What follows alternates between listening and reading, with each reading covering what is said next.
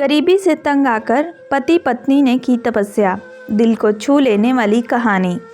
गरीबी से तंग आकर पति पत्नी ने की तपस्या।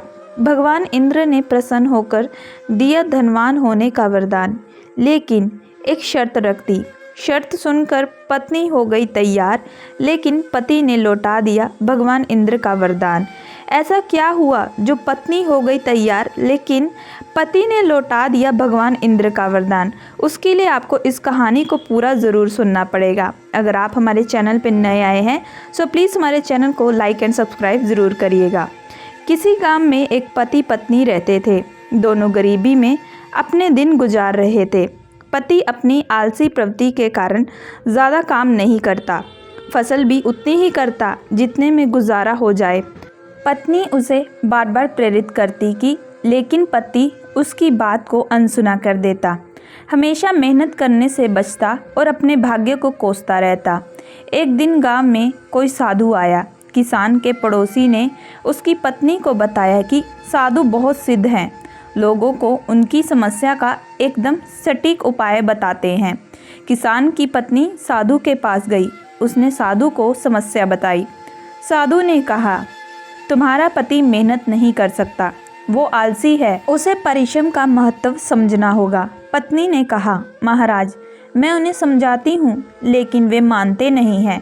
साधु ने कहा, अगर पति मेहनत नहीं कर सकता तो उससे कहो तपस्या करे।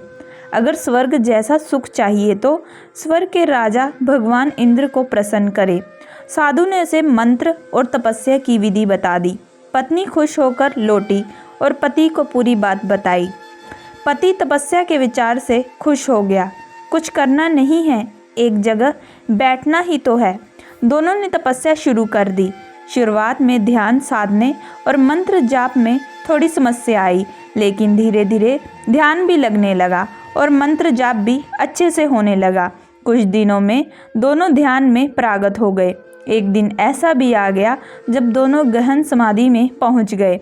मंत्र फलित हुआ और तपस्या से खुश होकर भगवान इंद्र प्रकट हुए। दोनों हाथ जोड़कर खड़े हो गए। भगवान इंद्र ने कहा, मैं तुम दोनों की तपस्या से प्रसन्न हूँ। तुमने स्वर्ग जैसे सुख और धन के लिए तपस्या की है। मैं तुम्हें ऐसा वरदान देता हूँ कि तुम्हारे घर में कभी धन का भंडार खत्म नहीं होगा, लेकिन इसके लिए तुम दोनों को अलग अलग रहना होगा। पति ने कहा, अलग क्यों रहना होगा? हम साथ रहेंगे। हमारा रिश्ता पति पत्नी का है। हम दोनों ने ही साथ में तपस्या की है। भगवान इंद्र ने कहा, इसलिए तुम दोनों को अलग अलग रहना होगा। जिस दिन तुम एक हो जाओगे, मेरा वरदान समाप्त हो जाएगा, क्योंकि तुम दोनों ने अलग अलग तपस्या की है, इसलिए दोनों को अलग अलग फल मिलेगा। दोनों सोच में पड़ गए।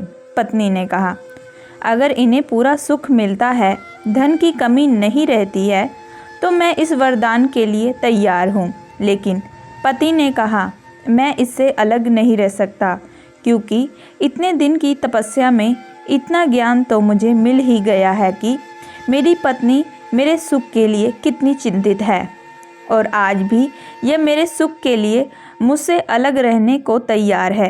ये इतना त्याग कर रही है।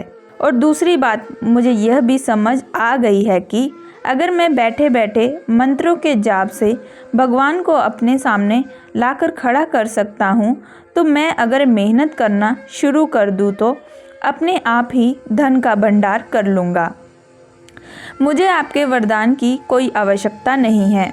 मेरे लिए अपनी चिंता और प्रेम रखने वाली पत्नी ही मेरे लिए एक हिसाब का फल है। मैं अब मेहनत करूँगा। पत्नी किसान को देखती रह गई। उसकी आंखों में खुशी के आंसू थे। भगवान इंद्र ने जवाब दिया, मेरा वरदान खाली नहीं जाएगा। तुम दोनों साथ भी रहोगे और धन भी रहेगा। ये सिर्फ तुम्हारी आंखें खोलने के लिए था।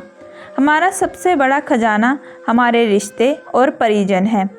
अगर ये हमारे अनुकूल हो तो संसार में कुछ भी पाना असंभव नहीं है। दोस्तों, इस कहानी का उद्देश्य यह है कि हमारा स्वस्थ शरीर ही हमारे लिए सबसे बड़ा खजाना है और इसकी कीमत समझनी चाहिए। हमें मेहनत करना चाहिए। अगर हम मेहनत करके भगवान को पाया जा सकता है तो धन और सुख तो बहुत छोटी सी चीज़ें हैं। मैं उम्मीद करती हूँ कि आप लोगों को ये कहानी पसंद आई होगी।